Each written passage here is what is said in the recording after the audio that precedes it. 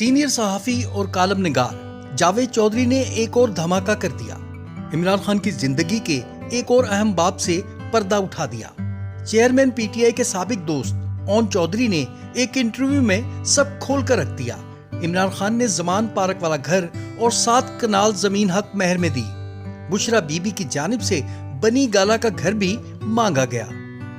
جاوید چودھری کہتے ہیں، میں نے پوچھا عمران خان کا بشرا بی بی سے دوسرا نکاح کب ہوا تھا؟ اون چودھری نے جواب دیا 18 فروری 2018 کو، بی بی کی عدت پوری ہونے کے بعد۔ میں نے پوچھا کیا یہ نکاح بھی مفتی سعید نے پڑھایا تھا؟ یہ بولے جی ہاں، اور اس کی تصویر ہم نے 18 فروری کو نشر کی تھی۔ میں نے پوچھا لیکن نکاح نامہ کب تیار ہوا تھا؟ یہ بولے 1 جنوری 2018 کو، اور اس پر بی بی کے دستخط اور انگوٹھے کا نشان دونوں تھے۔ میں نے پوچھا کیا آپ یہ تصدیق کرتے ہیں یہ نکاح عدت کے دوران ہوا تھا اور آپ اس کے گواہ تھے؟ یہ بولے جی ہاں یہ درست ہے، اور میں اور زلفی بخاری دونوں اس کے گواہ ہیں۔ میں نے پوچھا کیا مفتی سعید کو علم تھا یہ عدت میں کسی خاتون کا نکاح پڑھا رہے ہیں؟ یہ بولے میں اس کے بارے میں کچھ نہیں کہہ سکتا، آپ یہ سوال مفتی سعید سے پوچھیں۔ میں نے پوچھا بشرا بی بی بنی گالا کیسے پہنچی؟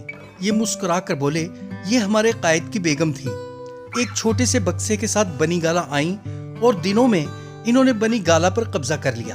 پرانے ملازمین ایک ایک کر کے فارغ کر دیے گئے۔ آپ نے توشہ خانہ سے متعلق ایک آڈیو سنی ہوگی، بی بی نے انعام خان کو بھی بنی گالا سے فارغ کر دیا۔ یہ سرکاری گھر میں رہتا تھا، اس سے ایک دن میں سرکاری گھر بھی خالی کروا لیا گیا۔ جہانگیر ترین اور میں ان کی ہٹ لسٹ میں تھے۔ جہانگیر ترین کو سیاست اور پارٹی دونوں سے فارغ کر دیا گیا، جبکہ میں 17 اگست 2018 کی رات وزیر اعظم کی حلف برداری کے کارڈ تقسیم کر رہا تھا۔ لیکن پھر رات 1:30 بجے مجھے عمران خان کا فون آیا اور کپتان نے مجھے بتایا بشرا بی بی نے خواب میں دیکھا اگر تم حلف برداری کے دوران ایوان صدر یا وزیر اعظم ہاؤس میں نظر آئے تو نحوست ہوگی اور میں وزیر اعظم نہیں بن سکوں گا، چنانچہ تم کل کے فنکشن میں نہیں جاؤ گے، اور یوں میں دودھ سے مکھی کی طرح نکال دیا گیا۔ بہرحال قصہ مختصر، میرے کپتان نے مجھے ستمبر 2018 میں وزیر اعلیٰ پنجاب کا ایڈوائزر بنا دیا اور میں لاہور چلا گیا، اور اگلے 2 سال پنجاب کو عثمان بزدار کے ہاتھوں تباہ ہوتا دیکھتا رہا۔ عثمان بزدار بے وقوف بھی تھا، نا تجربہ کار بھی، اور کرپٹ بھی۔ میرے سامنے افسر پیسے دے کر کمشنر لگتے تھے، لاہور کے ڈی سی اور آر پی او تک رقم دیتے تھے اور پوسٹنگ لیتے تھے۔ میں گواہ ہوں طاہر خورشید سرکاری افسروں سے کلیکشن کرتا تھا، اور یہ رقم کہاں کہاں جاتی تھی میں آپ کو بتا نہیں سکتا۔ بشرا بی بی کے بچے بھی دنوں میں ارب پتی ہو گئے۔ اب ان کے اثاثے نکال کر دیکھ لیں، آپ کو ساری کہانی سمجھ آ جائے گی۔ میں نے ان سے پوچھا کیا ایک میڈیا ٹائکون سے عمران خان کی ملاقات آپ نے ارینج کرائی تھی؟ یہ بولے جی ہاں، میں نے بھی اس میں کردار ادا کیا تھا۔ عمران خان 2014 کے دھرنے کے دوران اس سے ناراض ہو گئے تھے۔ الیکشن جیتنے کے بعد یہ خان سے صلح کرنا چاہتے تھے۔ ہم لوگ حکومت میں آنے سے پہلے عمرے پر سعودی عرب گئے تھے۔ بشرا بی بی، زلفی بخاری، علیم خان اور ان کی بیگم بھی ہمارے ساتھ تھیں۔ میں نے حدود حرم میں ان کی اور عمران خان کی ملاقات کروائی۔ دونوں نے گلے شکوے کر کے اپنے دل صاف کر دیے۔ عمران خان نے انہیں دل سے معاف کر دیا، انہیں گلے بھی لگایا، لیکن پھر عمران خان نے اسی کو گرفتار کرا دیا اور پھر اٹھا کر جیل میں بھی پھینک دیا۔ میں یہ خبر سن کر حیران رہ گیا، کیونکہ عمران خان نے حدود حرم میں بیٹھ کر یہ اعلان کیا تھا میرے دل میں آپ کے خلاف کوئی شکوہ موجود نہیں اور ہم آج سے دونوں بھائی بھائی ہیں۔ میں نے پوچھا کیا اس گرفتاری میں اسٹیبلشمنٹ کا بھی کوئی کردار تھا؟ یہ ہنس کر بولے میں خود اس وقت زیر عطاب تھا، لہٰذا میں یقین کے ساتھ کچھ نہیں کہہ سکتا۔ تاہم یہ سچ ہے اسٹیبلشمنٹ نے اس کو حراست کے دوران رعایتیں دی تھیں، اور اس پر بھی عمران خان نے اسٹیبلشمنٹ سے شکوہ کیا تھا۔ میں نے پوچھا یہ گرفتاری کس کے مشورے پہ ہوئی تھی؟ یہ بولے میری اطلاعات کے مطابق یہ گرفتاری بھی بشرا بی بی کی ہدایت یا خواب پر ہوئی تھی۔ یہ بی بی سے متعلق خبریں نشر کرتے تھے، لہٰذا انہیں سزا ملی۔ میں نے ان سے پوچھا آپ نے عمران خان کو عثمان بزدار کی حرکتوں اور کرپشن کے بارے میں اطلاع کیوں نہیں دی؟ یہ بولے میں ہر رپورٹ عمران خان کو دیتا تھا، لیکن وہ اس سے اوائڈ کرتے تھے۔ 13 جولائی 2018 کو جب میاں نواز شریف مریم نواز کے ساتھ لاہور ایئرپورٹ پر اترے تھے تو انہیں آپ نے گرفتار کروایا تھا۔ اون چودھری یہ سن کر خاموش ہو گئے۔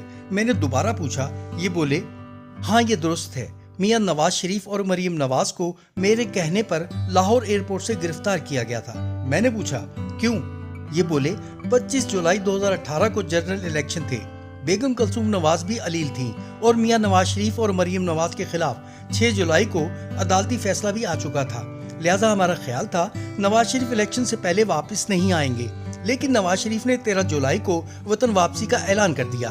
عمران خان گھبرا گئے اور انہوں نے مجھے بلا کر کہا اگر نواز شریف واپس آ گیا تو ہم یہ الیکشن ہار جائیں گے، تو انہیں کہو یہ اسے روکے یا پھر دونوں باپ بیٹی کو گرفتار کر لیں، الیکشن سے پہلے نواز شریف کی کوئی تقریر نہیں ہونی چاہیے۔ میں نے عمران خان کا یہ پیغام آگے پہنچا دیا۔ مجھے جواب ملا آپ لوگ صرف الیکشن کمپین پر توجہ دیں، نواز شریف کی فکر نہ کریں، اور یوں 13 جولائی 2018 کو نواز شریف اور مریم بی بی کو لاہور ایئرپورٹ سے گرفتار کر لیا گیا۔ میں نے پوچھا آپ نے نواز شریف کی گرفتاری کی درخواست کس سے کی تھی؟ اون چودھری دوبارہ خاموش ہو گئے۔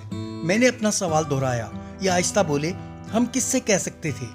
آپ اچھی طرح جانتے ہیں۔ میں نے زور دے کر پوچھا کیا آپ نے جنرل فیض حمید سے کہا تھا؟